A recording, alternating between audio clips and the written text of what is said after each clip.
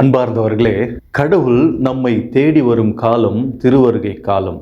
அப்படி தேடி வரும் கடவுளை கண்டுகொள்ளும் ஒரு திறந்த மனப்பான்மையை கொண்டிருக்க வேண்டும் என்கின்ற ஒரு அழைப்பை நேற்றைய தினம் பெற்றுக்கொண்டோம். இன்று அப்படி வந்த இயேசுவை இந்த யூதர்கள் ஏற்றுக்கொள்ள மறுத்தார்கள். அதை பற்றிதான் இன்றைய நற்செய்தி எடுத்துரைக்கின்றது.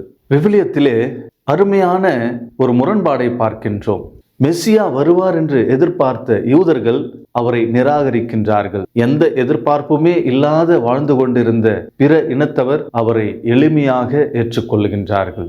அவர்கள் எதிர்பார்த்தது போல இயேசு நடந்து கொள்ளவில்லை என்பதுதான் இந்த முரண்பாட்டிற்கு காரணம். குறிப்பாக 3 விஷயங்களிலே இந்த யூதர்களுடைய எதிர்பார்ப்புகளின்படி இயேசு நடந்து கொள்ளவில்லை. முதலாவது, ரோமை அரசிற்கு எதிராக போராடி அரசியல் மாற்றத்தை கொண்டு வருவார் என்று எதிர்பார்த்தார்கள்.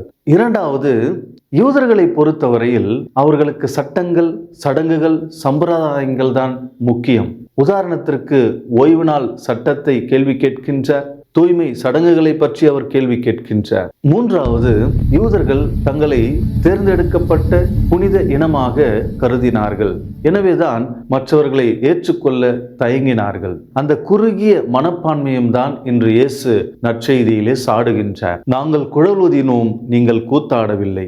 நாங்கள் ஒப்பாரி வைத்தோம், நீங்கள் அழுது புலம்பவில்லை என்ற அந்த சிறு பிள்ளைத்தனத்தை எடுத்து சொல்லி அவர்களை சாடுகின்றார். நாமும் ஆலயங்களுக்கு வந்து இறைவன்தான் எல்லாம் என்று ஜெபிக்கின்றோம். ஆனால் நம்முடைய விருப்பங்கள், நம்முடைய எதிர்பார்ப்புகள் தான் நம்முடைய ஜெபங்களுக்கு பின்னால் ஒளிந்திருக்கின்றன என்பதை நாம் சிந்தித்து பார்க்க வேண்டும். நம்முடைய எதிர்பார்ப்புகள் நிறைவடைவதில் தான் நம்முடைய மகிழ்ச்சி இருக்கின்றது என்கின்ற தவறான எண்ணத்தை நாம் களைய வேண்டும்.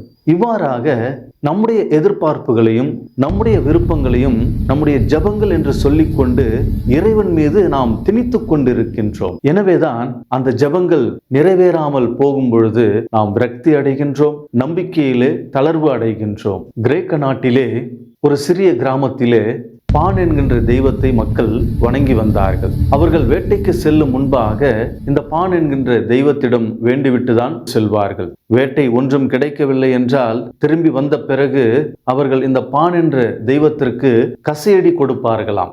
இறைவன் நம்முடைய எதிர்பார்ப்புகளுக்கும் நம்முடைய விருப்பங்களுக்கும் சார்பாக செயல்பட வேண்டும் என்பது அல்ல.